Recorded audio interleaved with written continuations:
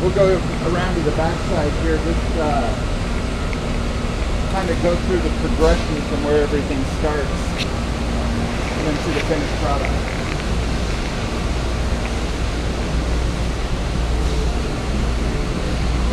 This is our screw machines, the turn center. This is where all of our in-house made fasteners and hardware are made. So we do purchase a lot of off-the-shelf and custom ordered fasteners, screws, so standard button head screws. Yeah. But oftentimes we'll create a lot of our own fasteners. So all of our thumb lugs, stop pins, all of our pivots are all made in-house. Gotcha.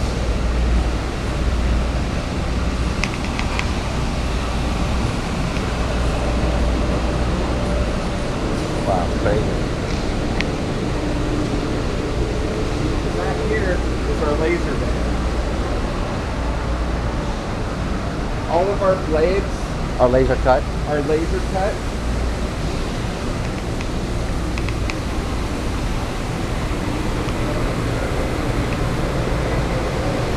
Oh wow. It's okay if you want to come and take a look.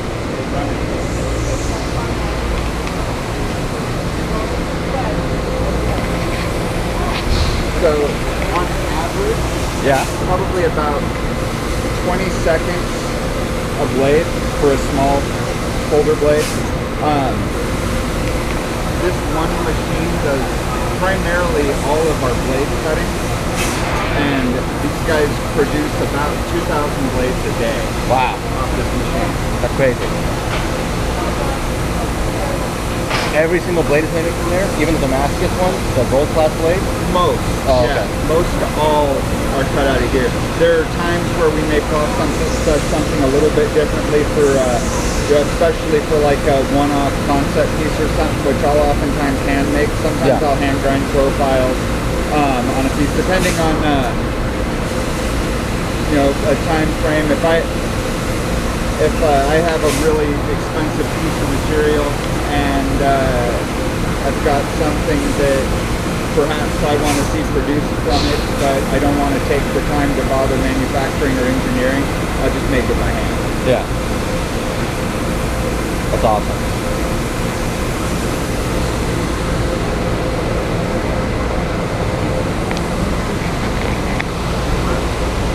All of the material is stored. This is all of the raw material just waiting to be cut into blades.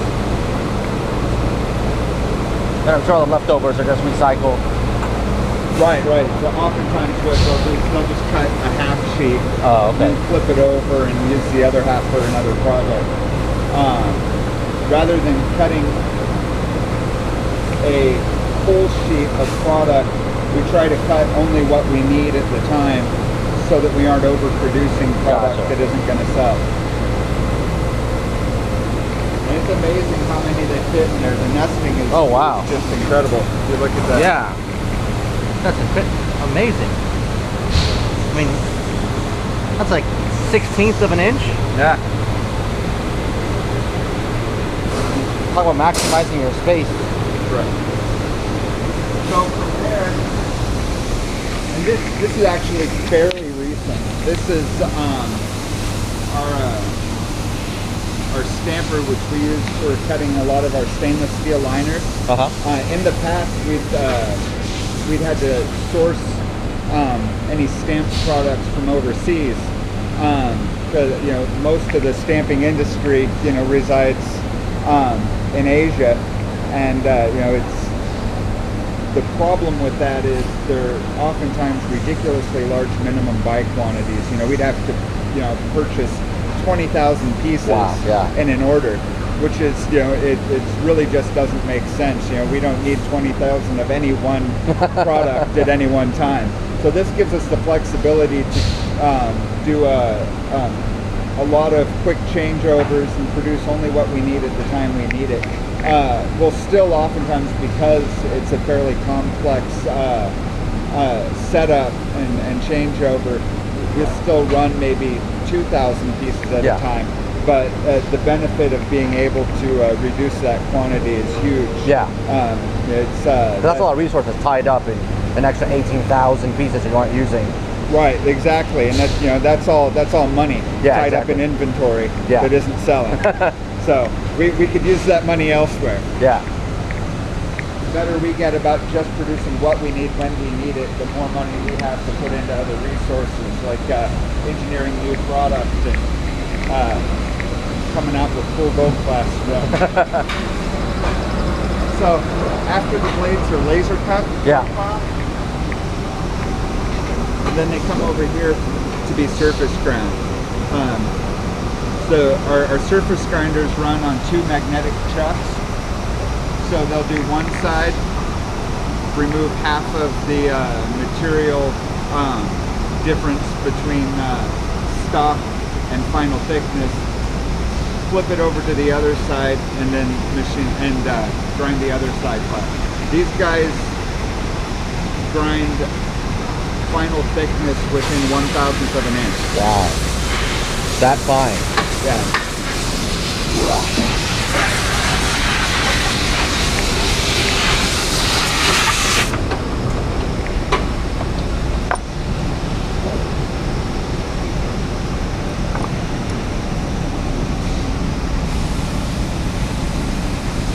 Awesome.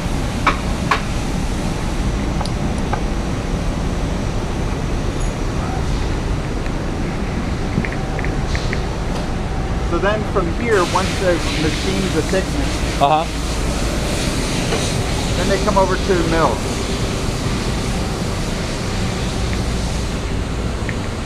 So this is where we're machining all of the key features in the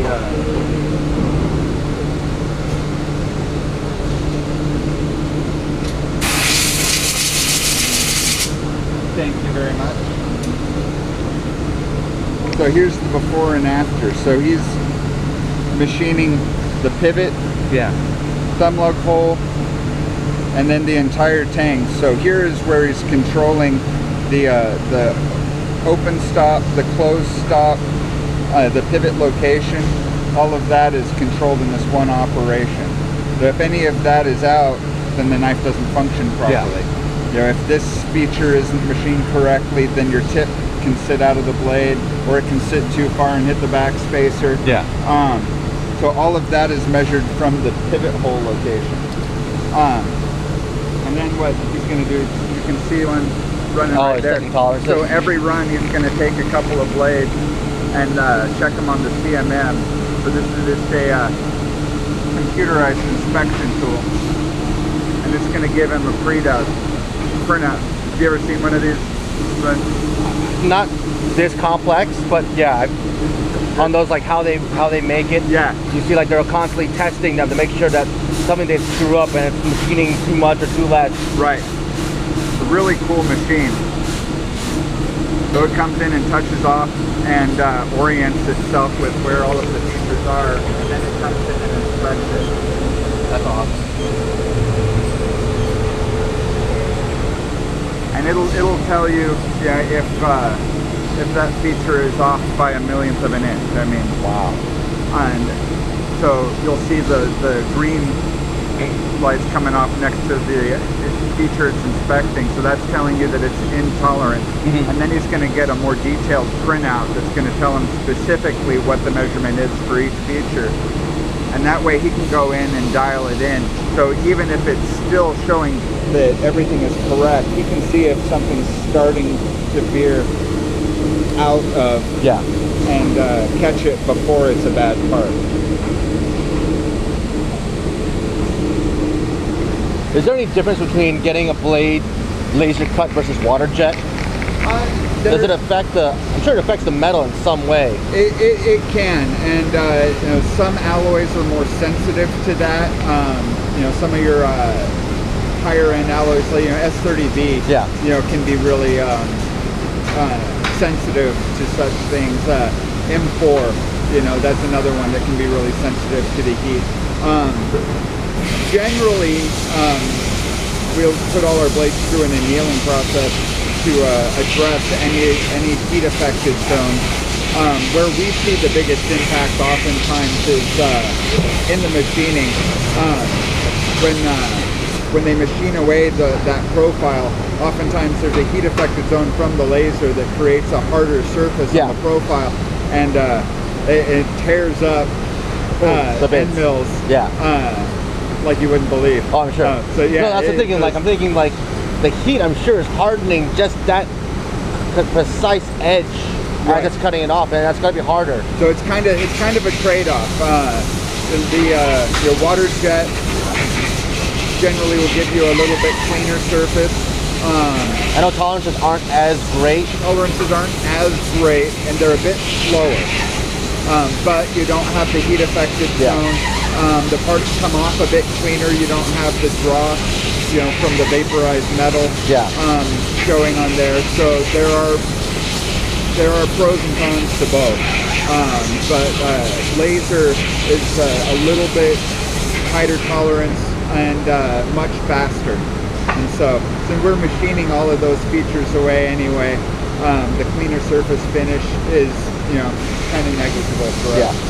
So for us, we get the speed out of that.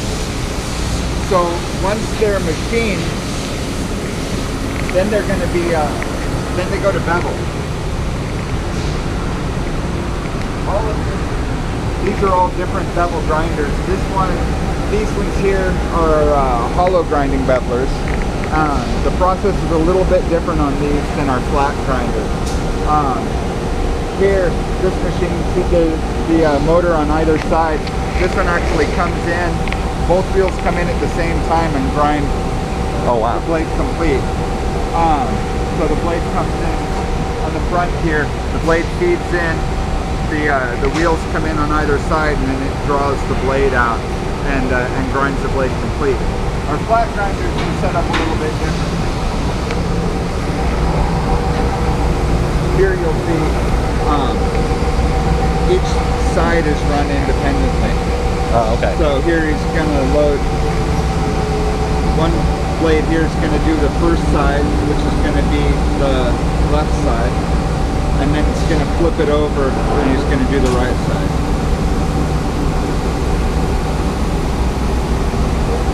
And it's no small feat for these guys to dial in and match the two sides while grinding them independently. Takes a lot of experience and skill on these guys' part. If that first side, even though it looks great, isn't done perfectly, then it sits differently on the second side, and that means the second side's not going to come out. And so these guys have to know when they see a variation or they see something starting to skew. The problem may look like it's coming from the second side, but oftentimes it may be affected by how the first side was cut. And so, it takes a lot of experience to run in this area. It seems like, it'd be a pretty simplistic job, but it requires a lot of know-how and understanding. Being able to finesse those bevels in so that they're perfect.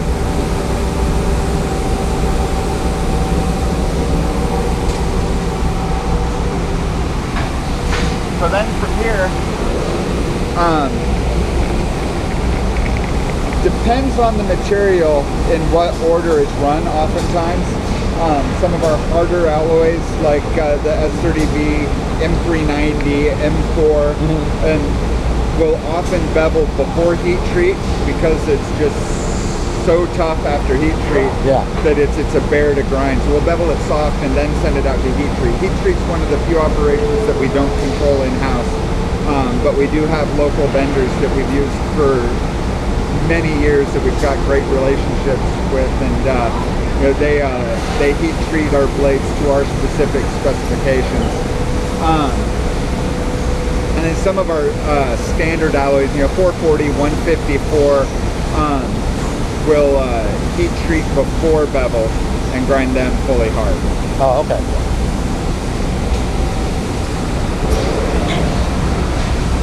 So then from there, depending on the order of operations, then it comes over here for finishing. Depending on the finish that's being done, all of our satin finish, our bright satin or polish, stone wash, pewter finish is all done over here. Just various different vibratory processes.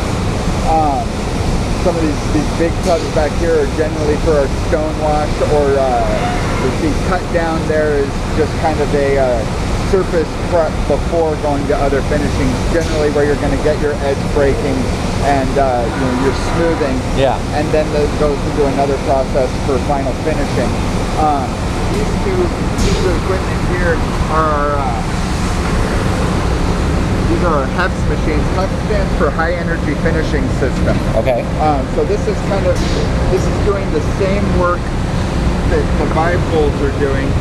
You know, the vibe bowls that you're accustomed to seeing there.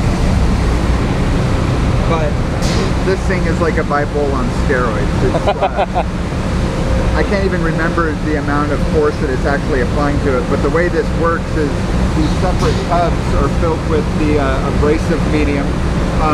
So whatever the medium may be, generally a ceramic media. Yeah. And then we use, depending on the finish, we're looking for different soaps or cutting agents that are added to that. The blades are loaded in, and then it's dropped into the carousel. So the way this works is the tub rotates one direction while the carousel rotates the other to maximize the amount of force put on the parts in the media. And so what may take hours to do in a standard vibe bowl can be done in 20 minutes. Wow.